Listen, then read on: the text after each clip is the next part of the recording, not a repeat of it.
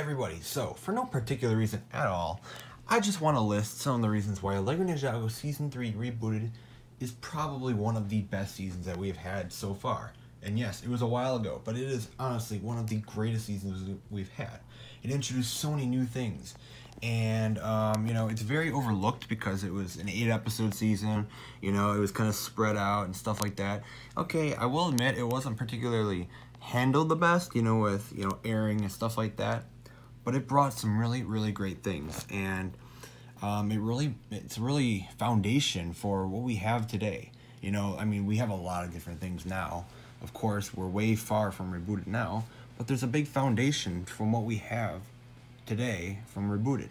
So, Ninjago Rebooted, it brought so many great things, and here we go. First and foremost, it brought in a whole new era for LEGO Ninjago. Okay, we had the first seasons 1 and 2, and it really had the big story of the Green Ninja. You know, it built that whole story. You know, in season 1, the original Ninja, they got their story kind of covered, and then season 2 really built Lloyd's story up even more, and then the final battle happened, and that's kind of how that era started and ended, you know, from the start of season 1 to the end of season 2. But with Ninjago coming back, we needed something new. You know, we couldn't just continue the old storylines and the old ways. We needed something new, and it introduced this whole new era, this whole new idea of Ninjago, and it helps build so many new things later on. The Tournament of Elements, Ghosts, Possession, okay? Those are some crazy, wild ideas that have come afterwards, you know? You would have never thought of that, okay? People always complain that Ninjago Rebooted, you know, it went way too far, you know? The technology was way off of what Ninjago was meant to be.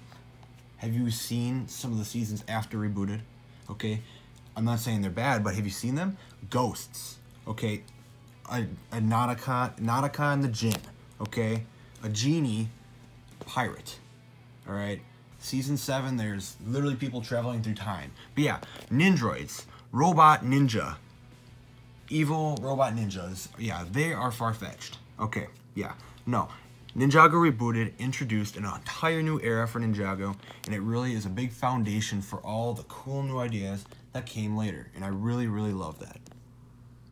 LEGO Ninjago Rebooted also finished up something that was kind of hinted at in Season 2. Now, at the end of Season 2, the final battle happens, right? And then Kai makes a little speech, okay? He says if the Overlord should ever show his face again around here, they'll be ready. It pretty much hinted. Now, it left it so, like, they could end it if they were going to, and they were going to. But since Ninjago was to return, they built off of what Kai said. And they really built off well. Okay, the Overlord was not gone yet, and he was still around, you know? I mean, Kai kind of hinted, you know, thought that maybe the Overlord isn't gone yet, and he wasn't. So they had to deal with him again. He's a big threat, so it kind of makes sense that he, you know, he's still lingering around somewhere. So it was kind of cool to see the Overlord's story stretch beyond, you know, having the possessed Garmadon and take over his body just to, you know, kind of get out and get off the island and stuff like that. The Overlord really took on his own, you know, his own story here, and he really took on his own role here, you know. He didn't really have to manipulate anybody, you know. He took power, you know. He got as much power as he could on his own, and then he got himself to the Golden Master. So it's really cool to see the Overlord story again. Will we ever see him again? I don't know, but it was really cool to see him once again. Another great thing for Ninjago Rebooted is it finally focused on another ninja.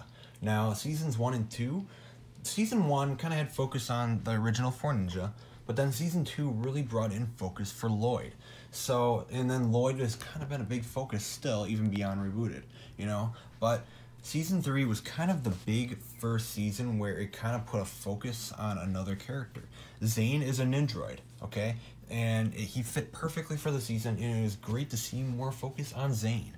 You know, just another character that, you know, had a little bit of development in season 1, and, you know, it kind of developed later on as well, you know, with, like, finding his father and stuff like that, but that was about it. And then we had the focus on the Green Ninja destiny and all that stuff.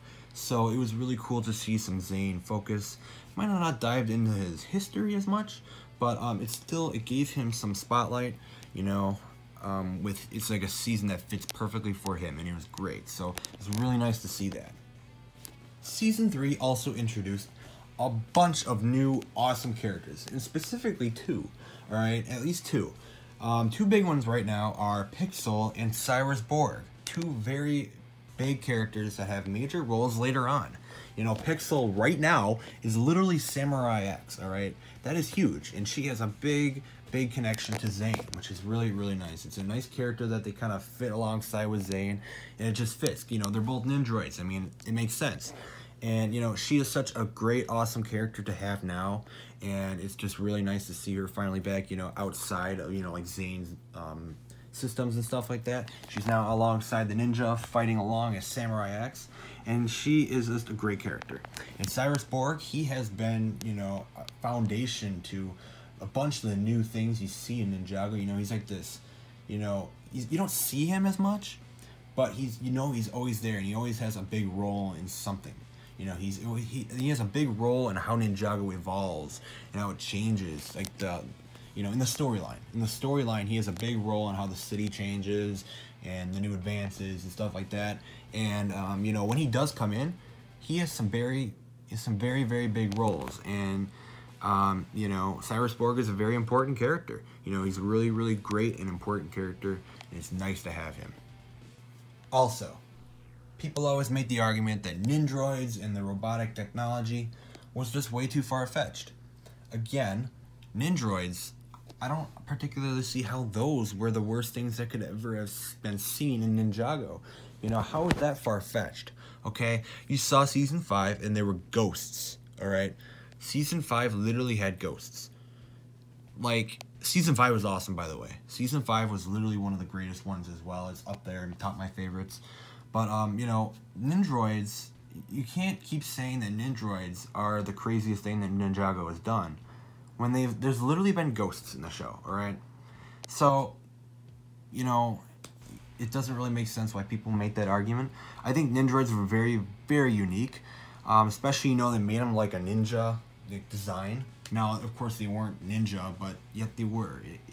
It was interesting. It was a very interesting concept. You know, we haven't had really many villains where they resemble the ninja, so it was kind of cool to see that as well. So I just think Nindroids are a very unique character, or not unique character, but unique villain.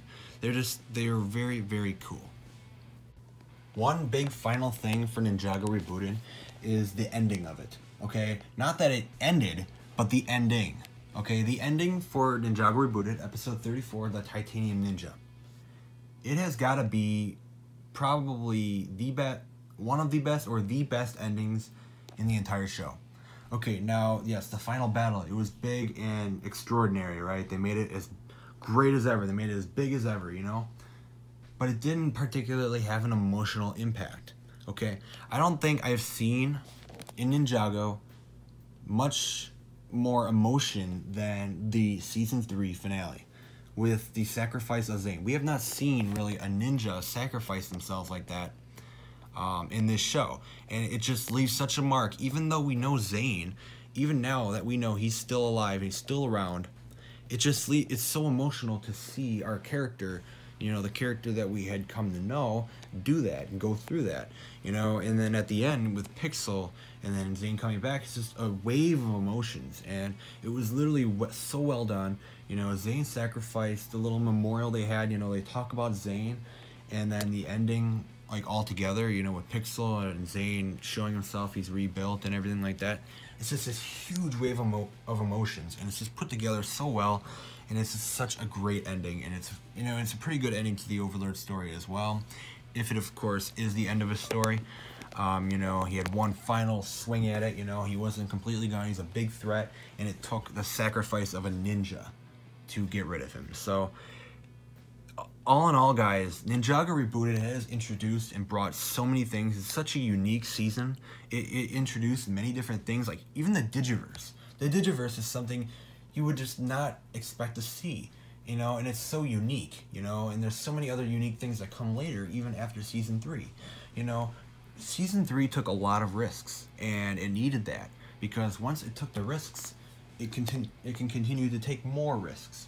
And that's what we see later on in more seasons, because we can't have the same old story. We need to evolve in the show, and that's what it brought.